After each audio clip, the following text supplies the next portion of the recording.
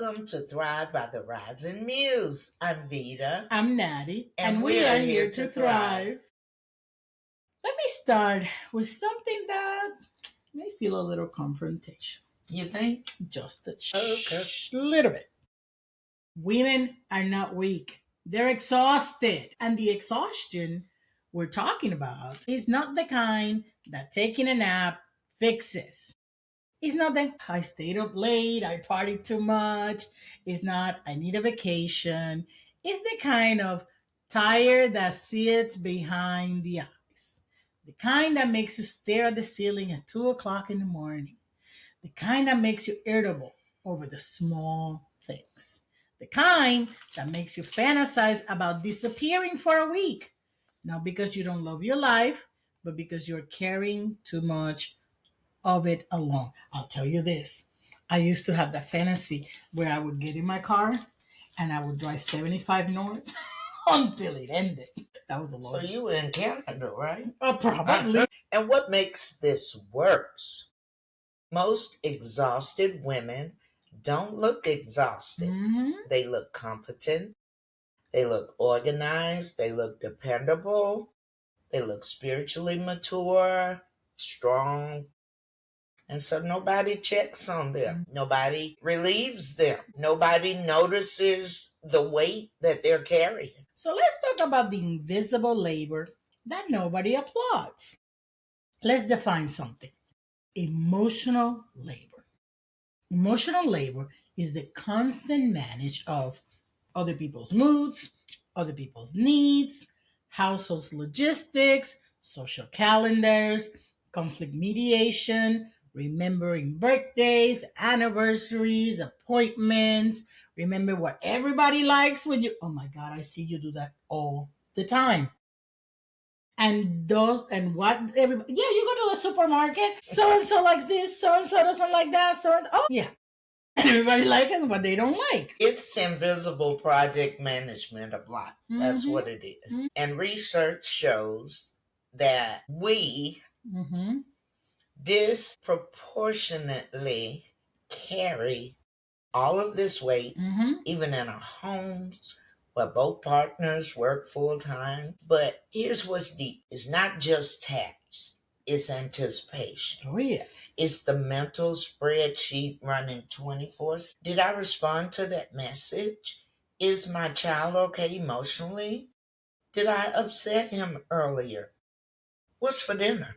Girl, I never knew that adult life was going to be all about what's for dinner. Nobody told me that. Did I forget something?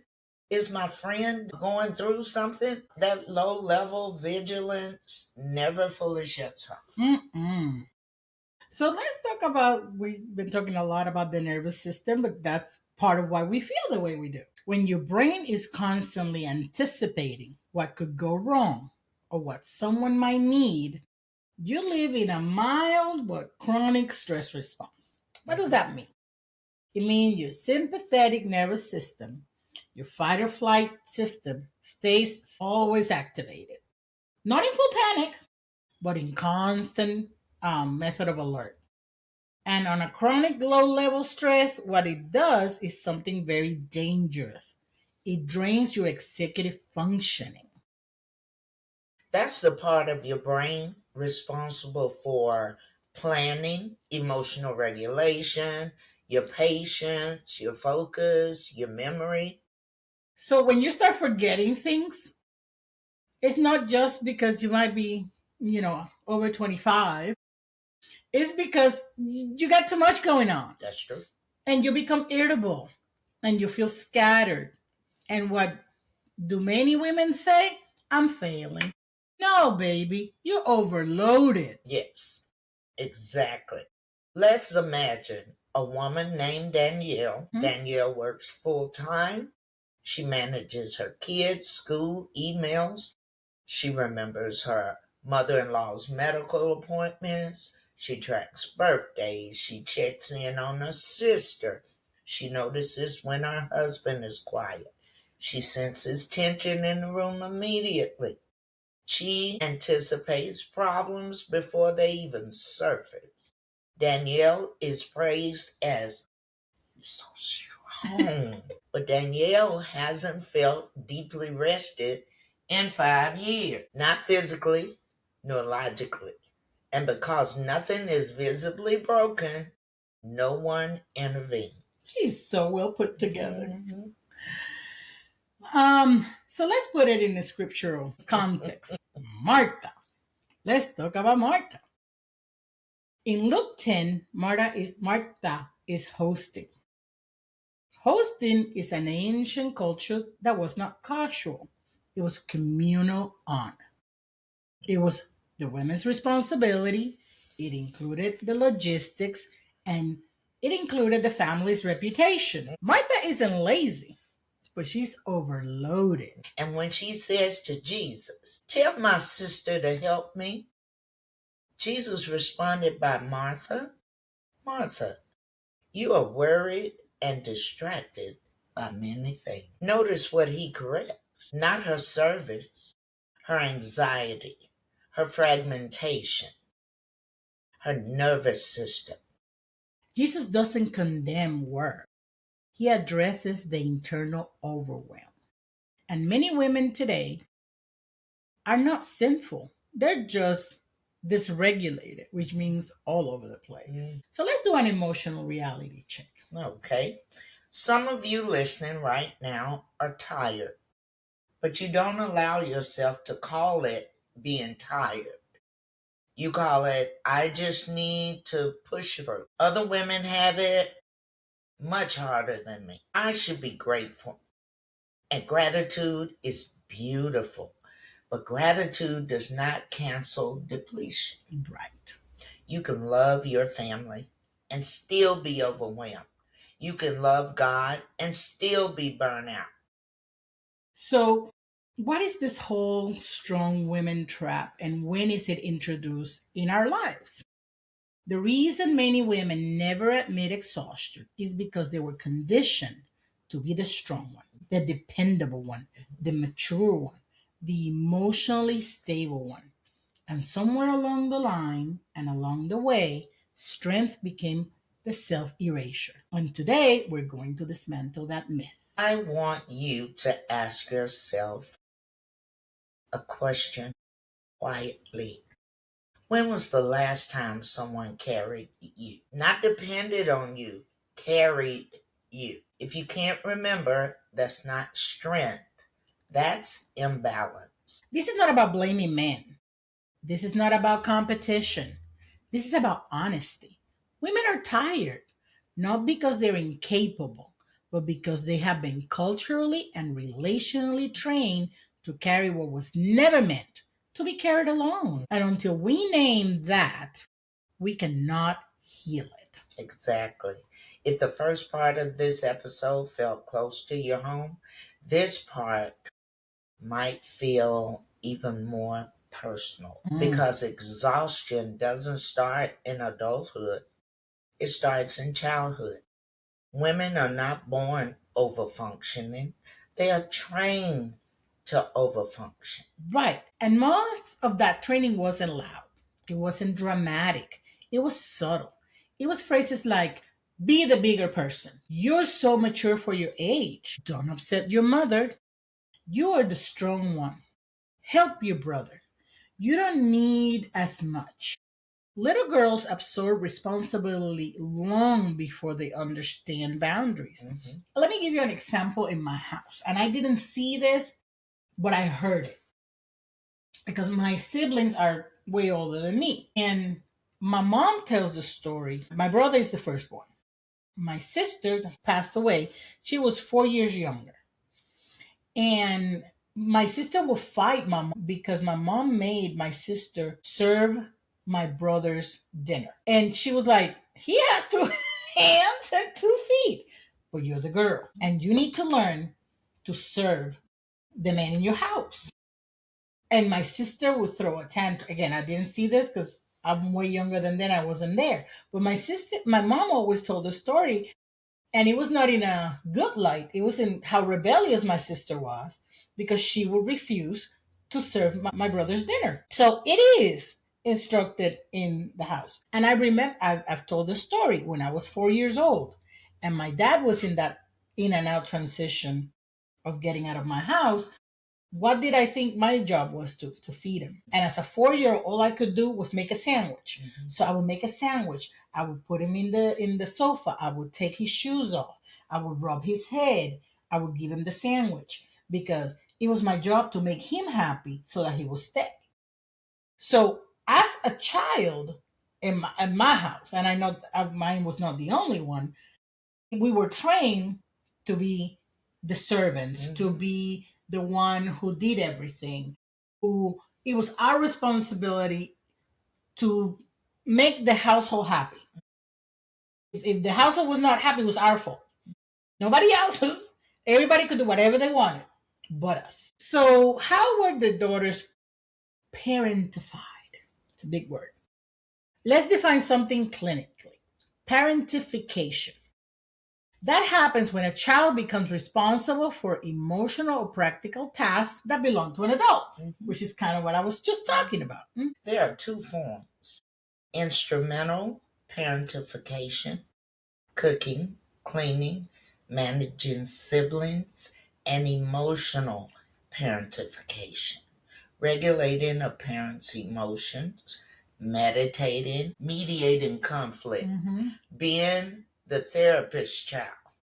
The emotional form is often invisible and it creates exhausted women. Let's talk about that emotional parentification. Imagine a 7-year-old girl who senses her mother is sad. She brings her water. She sits quietly. She learns to read, tone shiftly, instantly changing. She learns when to stay silent. She learns when to soothe. She becomes hyper aware. No one calls it trauma. They call her sweet. Yeah. But neurologically, something is happening.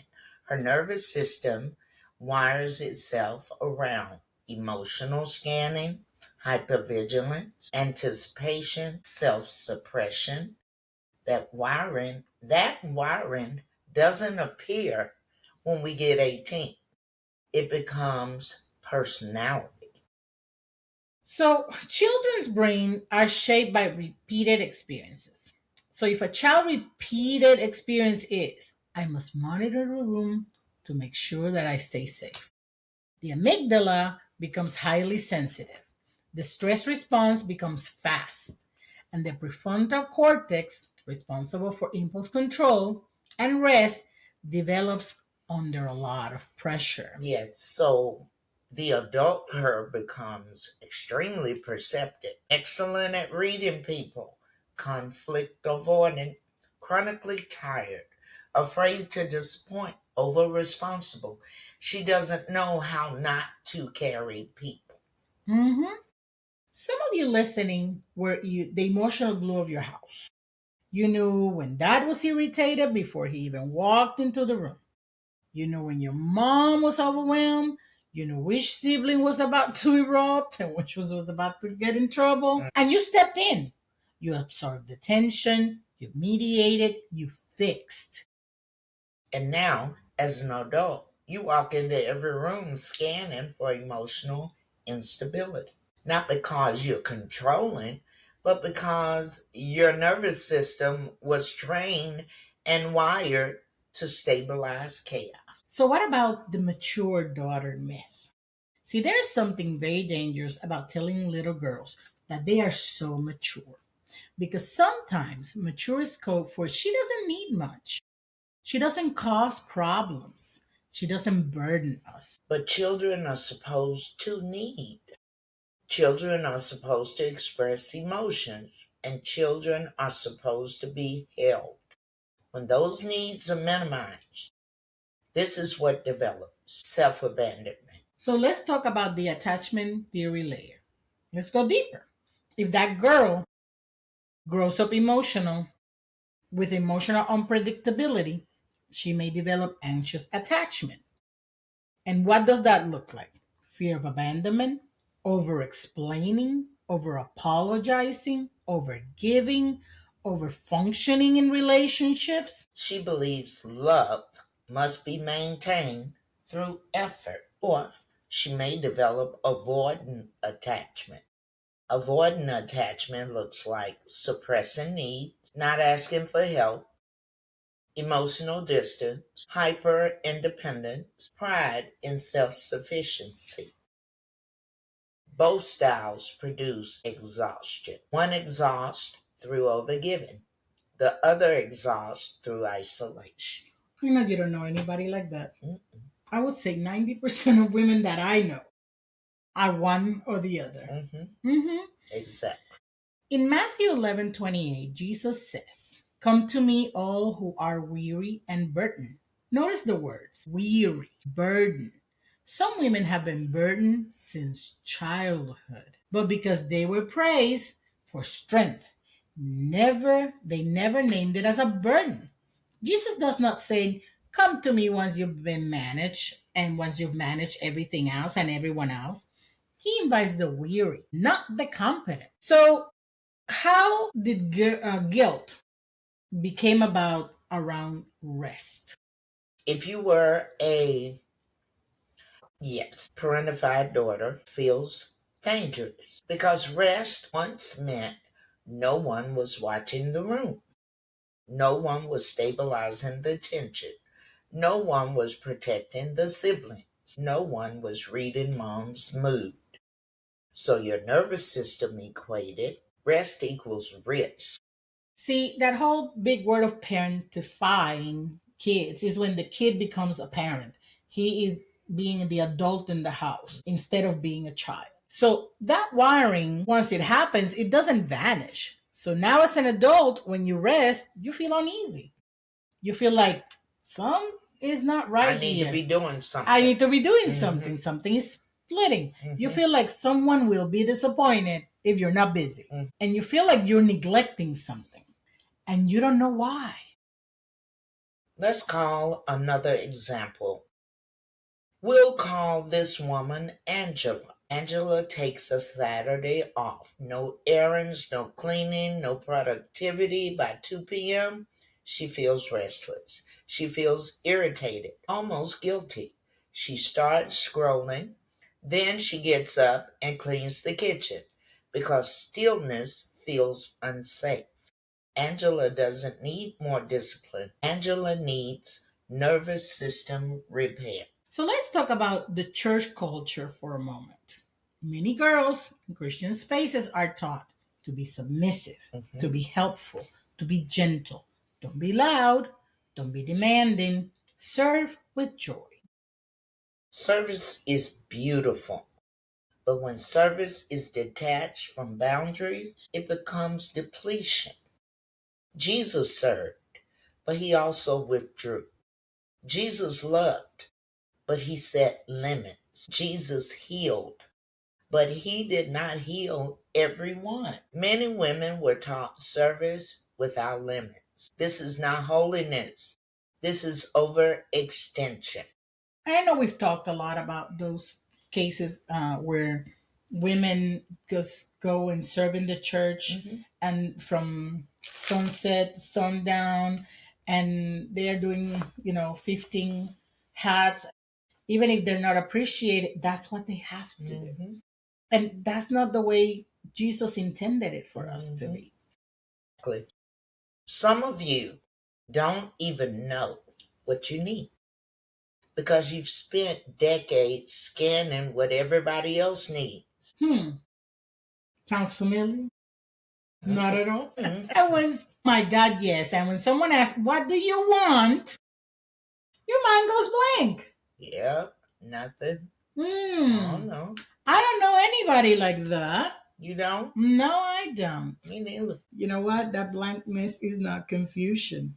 It's disconnection. So what's the cost in adult relationships? Parentified daughters often marry men who underfunction, not intentionally, but relationally, because overfunctioning feels normal. If you grew up stabilizing chaos, calm can feel unfamiliar.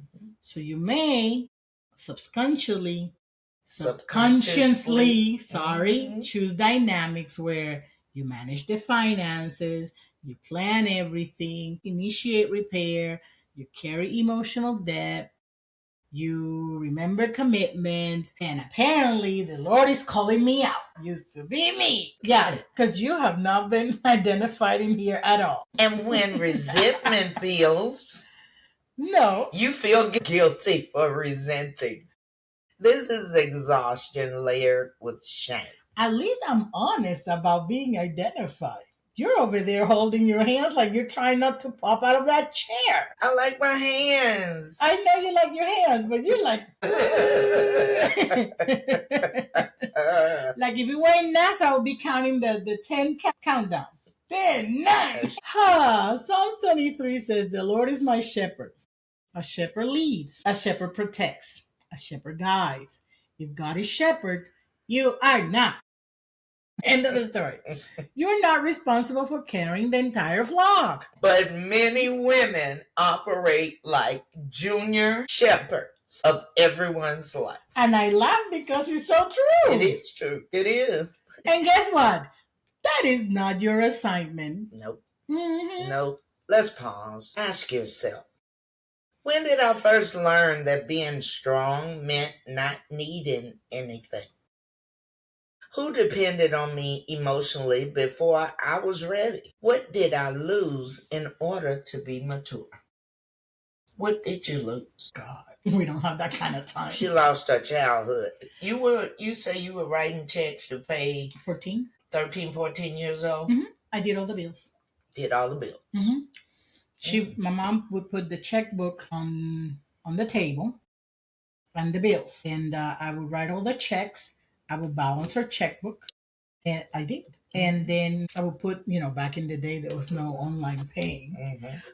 So I learned so I would make all the bills, balance the checkbook, and then put them all in the envelope and put the stamps on it and put it in her purse for her. She worked at the post office, so she would be able to put them in the mail when she went to work in the morning. I was also at 14 in charge of dinner every night because she was working a shift from 6 o'clock to 2 or 3, something like that. And I would come home for around 2, but her body never, she used to have a night shift for the longest time. So when she had the day shift, which was 6 o'clock in the morning to 3 or whatever, she never adjusted well. So when she came home, she would come home straight to bed. So I was in charge of dinner. So when she woke up, dinner would be ready. I used to say years later that I was the wife of the house. For many, many years, I said I was the wife of the house because I think the only thing I didn't do was laundry. And that's not true because I did laundry sometimes, but laundry was not like my full responsibility.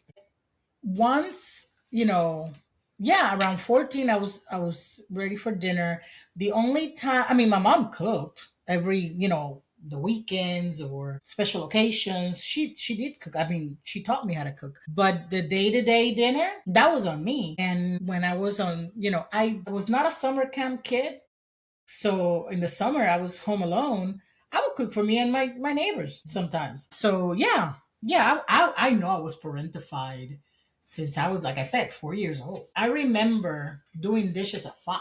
They would put me on a chair in front of the sink, and I was doing dishes at 5. So yeah, and I didn't see anything wrong with it because, hey, shoot, I'm about to teach my 5-year-old to do dishes. I think that's a good idea. But the difference, I think, is like, for example, he helps me put the dishes in the dishwasher or unload the dishes. But he's helping me. It's not his job to do it. He helps me with the laundry. And I've never asked him to do that. He just likes it. I do it. I want to push the button.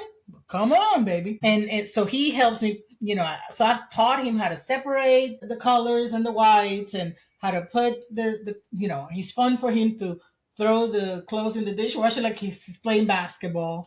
And then I have to carry him on top of the washer so he can push the button. It's a game to him.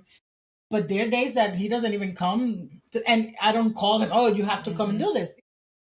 I'm teaching him that because that's an appropriate skill to teach any child.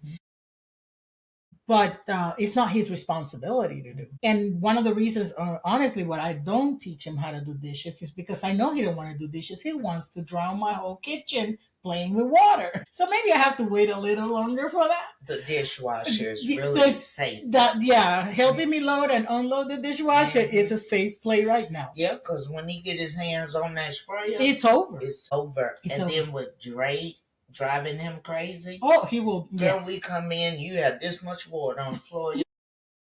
So no. So that's why he don't do the dishes. He's only. I was talking to him this week about, you're 5 now, you're gonna get chores. He was like, I said, yeah, you're gonna get chores. The only chore he has is to pick up his own toys and stuff. Pick up after himself. He's already know to pick up his plate from the table. Clean the plate in the trash and put it in the sink. That's as far as it goes. But no, I was responsible for doing dishes at 5. I don't know when I started being. Well, the thing is, for some time, because my mom's shift was at night, I used to live with my uncle and his wife. And when I got home from school, my job was to take over her daycare. She had an at-home daycare, and she would lay in the sofa with a cup of coffee to watch her soaps. And I was in charge of all the kids. And after that, I was in charge of making sure that about 4 o'clock or something, bathe each of the kids and have them ready for when the parents would come get them. After that, then I was able to do my homework and eat dinner. And if I cleaned all my plate, which was part of my problem with weight, because my plate and my uncle's weight, my plate and my uncle's plate, who was a construction worker, were the same size. And if I didn't clean my plate, because back in the day you had to clean your plate, I was not allowed to go out and talk to the only friend I had in nearby. So I taught my brain to shut down the sense of fullness to clean that plate so that I could go out. So yeah, no, my girl, we talk about my childhood. Some psychiatrist is gonna jump in here and come and analyze. So yeah, exhaustion in women is rarely about weak time management.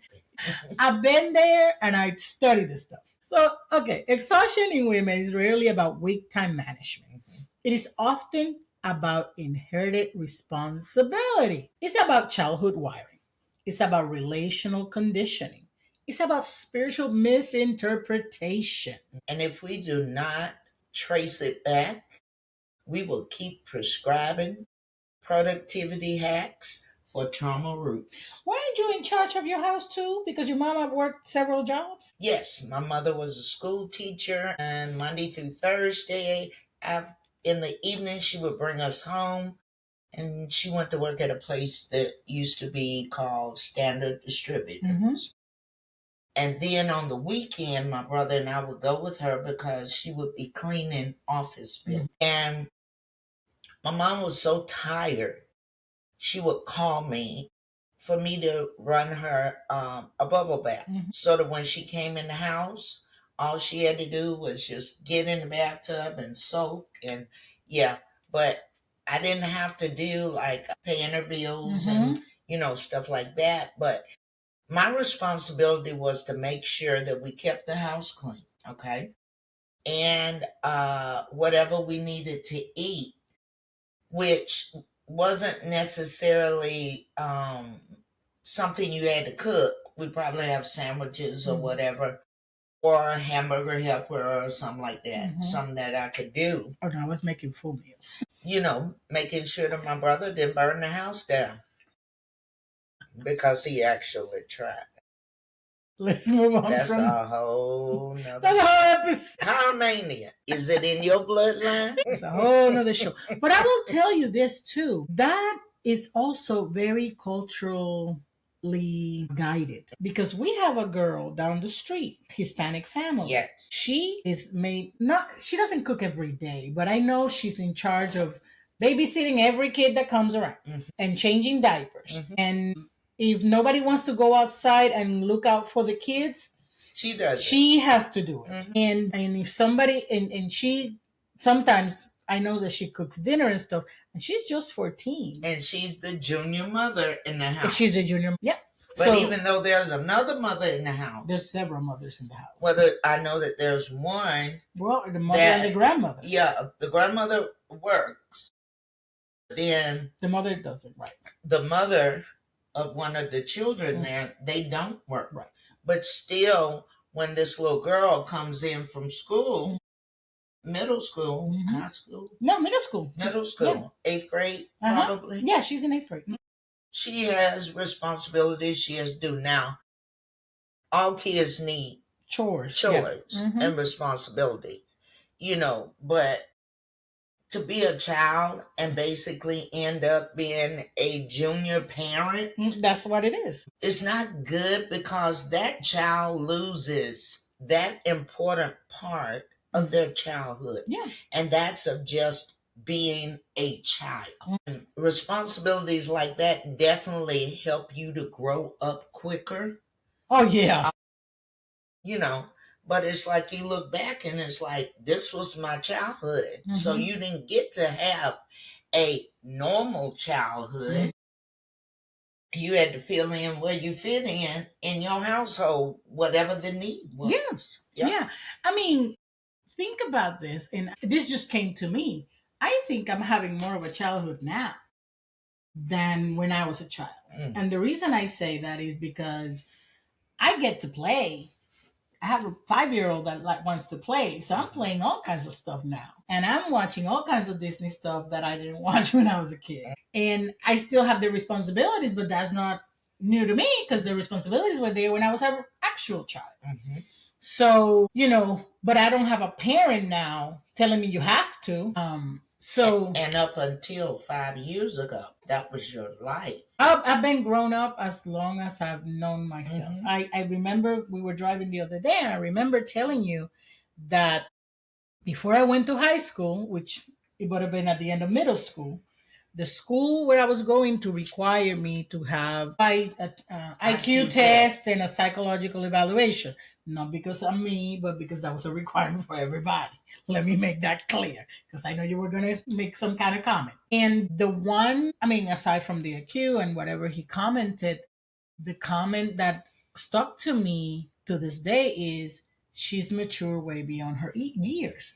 And that's what we were talking about. At 14, because that's how probably I was, 13, 14, he was saying I was way more mature than I was supposed to. And I've been thinking in an adult mindset for as long as I remember.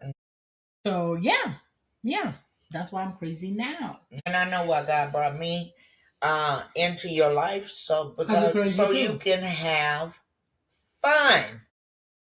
Everything was business-like. You had your job, then you had to take care of my mom, you had to take care of everything. And then you even said when you were married, basically you made more money than I've been the breadwinner since I got my first job at 17. I've been the breadwinner. Yeah. So, yeah, it's weird. Yeah, and you are very fun, and you make me laugh every day, all day long. So yeah, God, I'm crazy in a different way. You're crazy in a different way, and yes, you make me laugh all the time. So yeah, that's why He put you here, and He put me here so that I could put some structure in your life. I needed structure. She needed fun. There you go. So we started by exposing the invisible load. Then we traced it back to childhood. Now we confront something many women don't recognize.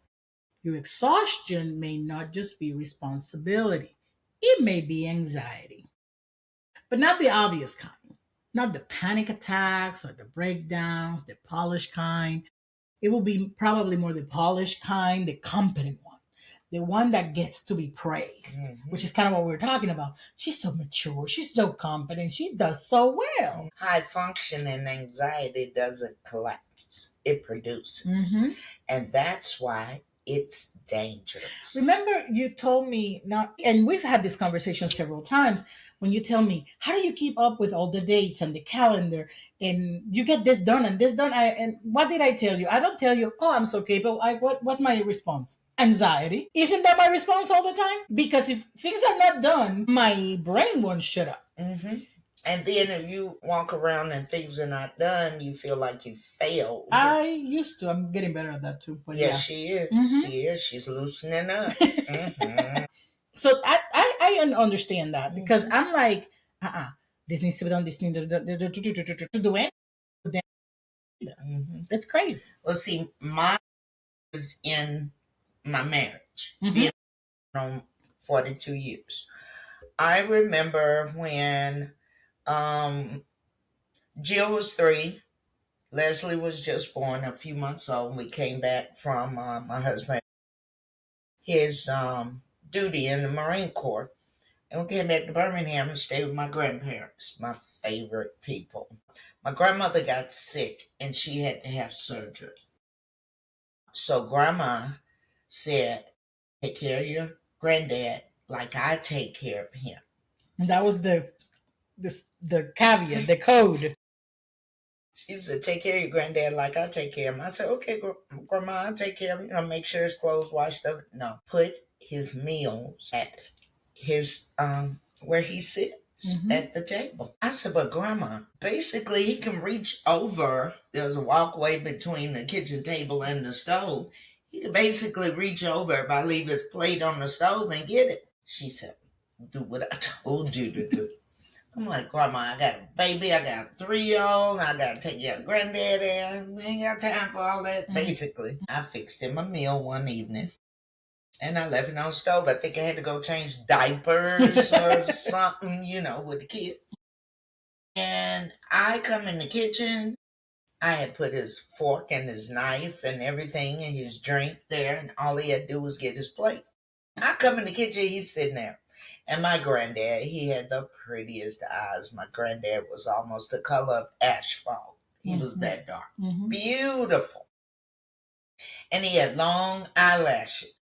And I come in the kitchen, I'm like, Granddaddy, why you not eating? You didn't put my plate on the table. Man, you can reach over. Get your own plate. Your grandma put my plate on the table.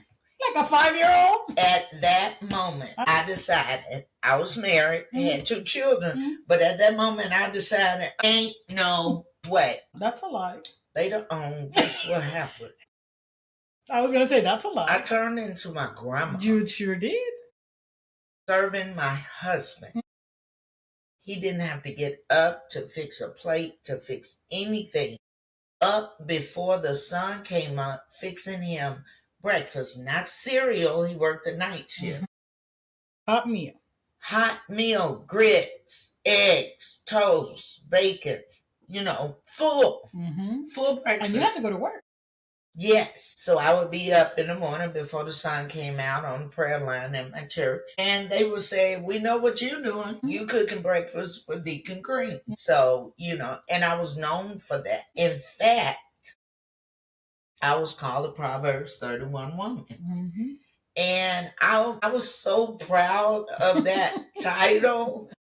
But I was so tired because taking care of the house, choir director, church secretary, all this stuff. Here's the part that everybody misses about the Proverbs 31 wife. She had a maid. She had servants because she got up early to feed her servants. Okay? So while you're doing everything, she had maids. Yes, she was doing business and stuff. She had maids. She did. You didn't have maids. She owned her own business because she sold fabric of purple. So she was a high-functioning woman. Yeah, but she had maids. That was smart. Somebody was cleaning and cooking for her while she did the business stuff. So that's perfectly fine. I would be a Proverbs 31 woman. Somebody's cooking and cleaning for me. I think I was the partial. No, you were the Proverbs 31 woman and the maid. All right, let's define this clearly. High functioning anxiety presents as over preparation, perfectionism, chronic overthinking. I have to wear my shirt one day that says, give me a moment. I'm overthinking this. Difficulty delegating, irritability under pressure, people pleasing, control disguised as responsibility. Oh, it's just that I'm responsible for this. I need to keep now. Fear of disappointing others. trouble relaxing. Crochet has done so much for me for that. Achievement that never feels satisfied. Outwardly, she's thriving. Internally, she's bracing. Anxiety is not just a feeling. It is a physiological state. Yeah, it's your body. Okay? When your brain perceives threat, even subtle relational threats, it activates. The sympathetic nervous system, Fight or flight. It goes haywire. Yeah, it loses its mind. And your heart rate increases, your cortisol rises. And let me tell you about cortisol. I'm sorry if I may not say, I should not say this, but I am. Have you ever heard the joke about how you lose brain? No, you use cells all over your body every day. You put in your legs, even in your brain. But fat cells have accepted Jesus as their Lord and Savior, and they never decide to die. Have you ever heard that joke? No, but You believe yeah. it? Guess what? So is the Bible they read. Because cortisol, when it gets up, it's what makes fat just say, oh, we need to save this person. But when you're stressed out, that's when you usually, it's harder for you to lose weight. And It because sure your cortisol is haywire. Sure is. So, yeah. Your muscles tense. The digestion slows down. That's why you could really have problems. IG issues are usually right linked to anxiety. Yeah, upper GI. The focus narrows. You want to be so focused doing everything, and now you can't do nothing. Now, imagine living in that state chronically. Not in crisis, but in anticipation. Yeah, that's your daily life. Every day, all day. What if I forget something? What if I fail? What if they're disappointed?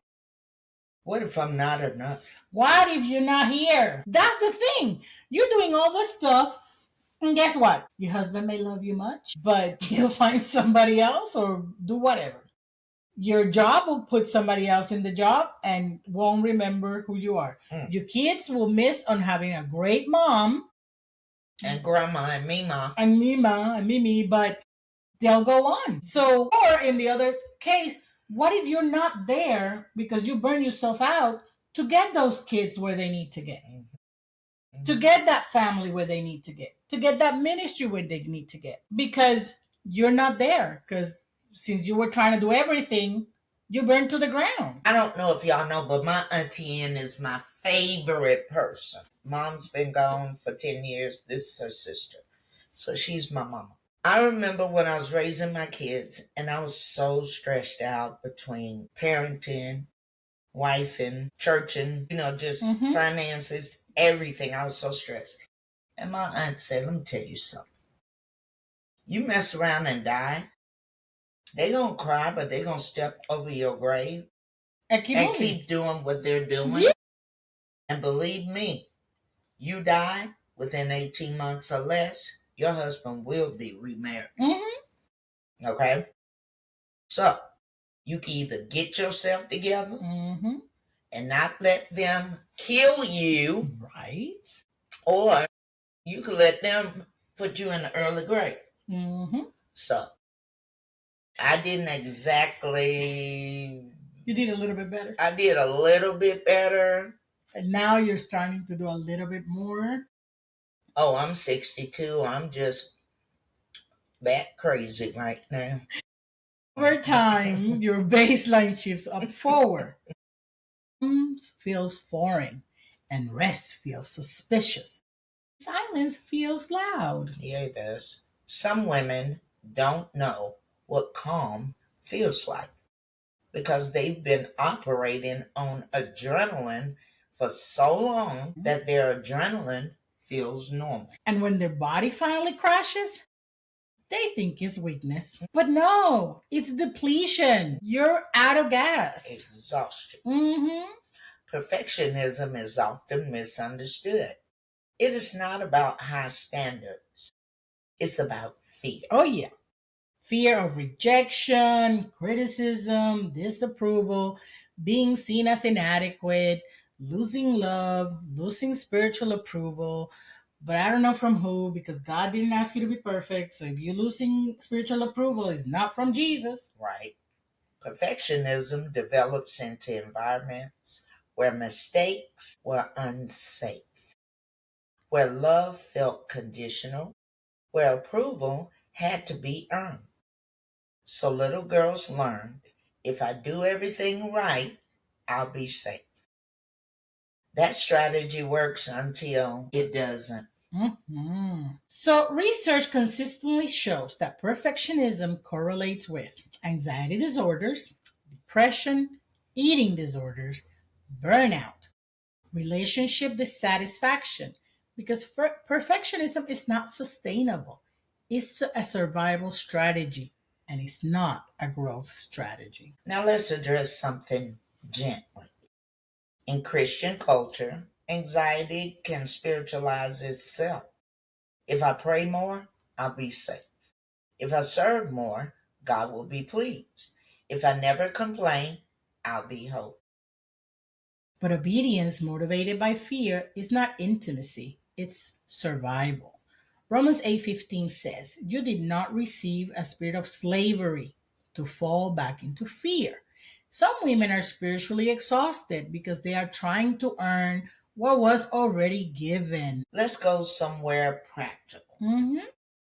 Women's bodies are not hormonally static. Estrogen, progesterone, cortisol, thyroid hormones, they all fluctuate. They all fluctuate up and down, in and out, good and bad. And chronic stress disrupts them. Oh, yeah. And when cortisol remains elevated, here's what happens: sleep quality drops, inflammation increases, becomes unstable, PMS worsens, brain fog increases, anxiety intensifies. Then women blame themselves. Too emotional. Sometimes it's not moral failure, it's your hormones imbalance. Crazy. Yeah, That's an what it imbalance is. of hormones. And stress is a contributor. Yes, the hormones being crazy. So what happens when those days comes? When the monthly cycle is here and you already have anxiety. So during the luteal phase, which is right before your period, the progesterone shifts, and some women experience heightened irritability, increased anxiety, lower frustration tolerance. If a woman is already carrying emotional labor and perfectionism, that hormonal shift amplifies everything. Now imagine shaming yourself spiritually for a biological fluctuation. That compounds with exhaustion. So we have to stop telling women that biology is weakness. And we have to stop telling women that every emotional dip is a spiritual failure. Your body is part of your discipleship.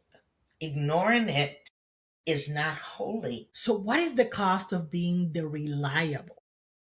High functioning anxious women often become the reliable one, the dependable one, the one who always shows up, the one who never drops the ball. Because here's the hidden cost: people stop checking on you, they assume you're fine. And when you do falter, they're clutch my gold. Because you don't have pearls. I don't have pearls. They're surprised. That isolation increases anxiety because now you must maintain the image. Let's give another example. We'll name her Rachel. Rachel is a ministry leader. She leads Bible study. She mentors young women. She manages a household. She never says no. So when she feels overwhelmed, what does she do? She doubles down because stepping back will feel like a failure. One day she forgets an commitment. And what does? She spirals. Not because of the mistake, but because the mistake threatened her identity. And her identity wasn't daughter of God, it was the dependable leader. And that's very fragile. Very fragile. Mm-hmm. Jesus performed miracles, taught crowds, healed masses. And then, what did he do? He withdrew repeatedly from pressure, from demands, from expectations. If the Son of God required withdrawal, why do women believe constant accessibility equals holiness? Hello. So, how anxiety disguises itself as control. Control often masquerades as competence. Women with high functioning anxiety may rewrite their emails. I had to do that, but it was not because of high functioning anxiety. It's because my first version was unedited. You know what that means, right? You know what that means. I said exactly what I felt, and then I had to edit. Yeah. Take bad words out. Right. And replace them with some good words. And I'm so glad I never hit send by mistake. The Lord protected. We struggle to delegate. We rehearse conversations. I still do that. Anticipate conflict. Plan excessively. Because control reduces uncertainty. And uncertainty feels like a threat. But here's the irony. Over control increases exhaustion. And exhaustion produces emotional regulation, which increases anxiety. It becomes a cycle. So that's called the anxiety exhaustion loop. Fear of failure, overwork to prevent failure, nervous system overloads, emotional depletion, increased irritability, shame for the irritability, more overwork to compensate, rinse and repeat. Pause and ask, when I accomplish something, how long does the satisfaction last? Like 30 seconds, because I'm on to the next thing. 5 minutes? Oh, that was generous. An hour? If peace disappears quickly, achievement is not the root issue. Safety is. Absolutely. So let's talk about spiritual stillness, the real thing, and forced stillness. Some women only rest when their body crashes and forces them to, by illness and migraines and burnout, breakdown. Forced stillness is different, but chosen stillness feels indulgent. Why? Because stillness removes distraction, and distraction was regulating the anxiety. Psalms 46:10 says, "Be still and know that I am God." Stillness exposes what busyness numbs, and that can feel terrifying. Yeah. The emotional reality is that some women stay busy because silence makes the anxiety louder. Oh, yeah. And until anxiety is regulated, rest will feel threatening, which means compassion must precede discipline. Yeah. Exhaustion in women is not always about too many tasks. Sometimes it's about chronic anxiety, perfectionist survival strategies, hormonal disruption, spiritualized performance, identity tied to reliability, so forth and so on, and so on. And the next one. If we don't treat anxiety beneath the competence, we will keep applauding women when they're quietly unraveling. So let's talk about the guilt of rest, the boundaries, and rewriting that script. We've named the invisible load. We've traced exhaustion back to childhood. We've exposed high functioning anxiety. Now we confront something that feels almost rebellious. What if your exhaustion isn't solved by doing more? What if it's solved by doing less strategically? And what if the real problem is not your schedule, it's your guilt? Ouchie. So why rest feels like failure? Many women say they won't rest. But when rest arrives, it feels uncomfortable. Let's unpack why. Rest threatens identity, value, role, control, perception of usefulness. It's these people that go on vacation, but they work more on vacation than when they're at home. If your worth has been built on what you produce or what you provide, then rest feels like a disappearance. And disappearance feels really, really dangerous. Ask this question. If you stopped overfunctioning tomorrow, who would you be? Asleep? I don't know. Who would you be? Me? I ain't solving nobody's problems no more. Mm, So I am who I am. I got my own problems to solve. If you weren't the strong one, who would you be? Happier. For many women, there is fear in that question because exhaustion has become intertwined with their identity. Definitely. Looking at the Sabbath as trust.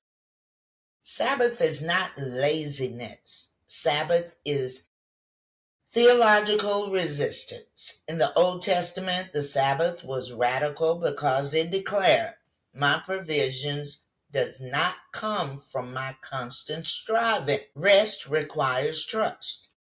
And it requires trust that God sustains, that you're not the sole stabilizer, that the world will not collapse if you pause. Many women struggle with Sabbath because they feel indispensable.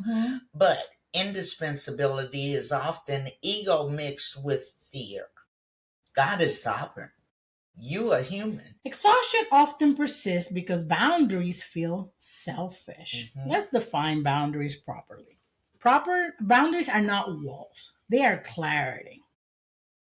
They communicate what I can give, what I cannot give, what I am responsible for, what I am not responsible for. Hello. May I go on? I was on the road. Women raised to overfunction struggle with boundaries because they equate boundaries with rejection. They fear being perceived as difficult. I got so over that. Perceive me as you want. They fear relational withdrawal. They fear spiritual disapproval. But Jesus had boundaries. He left crowds. He disappointed people. He did not meet every expectation, and he was still obedient. Right. Some of you are exhausted because you're saying yes to things God never asked you to carry. And you're calling it a sacrifice. But guess what? It's unsustainable. Yep. You're not supposed to be doing all that. Right. We need to identify the internal voice that keeps us exhausted. It may sound like if you don't do it, it won't get done right. I should be able to handle this. Other women do more. I can't let anyone down. Rest is lazy. I'll sleep when I'm in heaven. God expects excellence. Let's challenge these. I've heard that one. You rest when you're on the grave. Okay, when we rewire our internal scripts, we follow 3 steps. First, we identify the automatic thought. We examine its origin and we replace it with a very regulated true thought. For example, the automatic thought, if I don't handle everything, everything will fall apart. Where does that start? In childhood instability. How do you replace that? I am responsible for my role, not everybody's role and stability. Repetition builds new neural pathways. Neuroplasticity requires practice. In other big words, you have to repeat correcting those thoughts so that your brain can catch on and change the way you think. There's a Bible verse about renewing your mind. This is what it's talking about. Healing exhaustion requires both compassion and structure. Here is a practical framework. Step 1, body before behavior. You cannot set boundaries from a dysregulated state. Prioritize. Need to prioritize sleep, hydration, nutrition, movement, breath regulation. Your nervous system must stabilize before your life does. Step 2, audit responsibilities. List everything you do, everything you're carrying. Now categorize mine, shared, not mine, and don't be shy of putting stuff in not mine, because that's the problem. You keep putting the not mines in the mine. That's my favorite column. The not mine. Not mine. Oh yeah! Once I discovered that column, it was so fun. Many women discover that they're carrying responsibilities that are not theirs. Distribution is not rebellion; it's balance. Step 3, Pro boundaries. You don't start with drastic changes. You start with delayed responses instead of immediate ones. I had to learn that because part of my issue was you asked me to do something and I immediately said yes. And then when I walked away, I regretted it. Now it's like, let me think about that. I'll get back with you. I'll get back with you. And that way I would give my brain time to catch up to, do I really want to do that? Well, you need to go where I go. I'm not the one, but I will pray that God will send you the one that you need. Right. Saying, let me think about it. Asking for help with one task. Leaving one event early. Delegating one responsibility. Small acts retain the nervous system. The fear of letting others be uncomfortable. One of the biggest barriers to women resting in is this: other people may be inconvenienced. Oh, well. But maturity requires tolerating other people's discomfort. You cannot regulate other people's feelings. That was never your job. Right. Galatians 6:5 says, "For each will have to bear his own load." And that means not every emotional or physical or financial burden belongs to you. Imagine a woman who stops reminding her husband about his appointments. The spouse forgets. There's frustration. She feels guilty. But over time, the spouse adapts. Amen. They sure do. Growth requires space. It's basically you have coddled the other person into learn helplessness, into not doing nothing. Because since my wife is the one who remembers, I don't have to. You're enabling them. Yeah. You're letting them know, I don't have to do it. She's going to take care of everything. Right. Right. And when you don't, why didn't you remind me of my appointment? Whose appointment was it, honey, again? It was mine. Yeah, because you never had to remind me that I had an appointment at college. Right. And I know I married a grown-up because otherwise I would be in jail. Oh, what about this? Have you taken your medicine? No. Why? It's after midnight. Why not? Bring it to me. There was a time that I was stressed because they weren't taking their medicine like they were supposed to. I was stressed.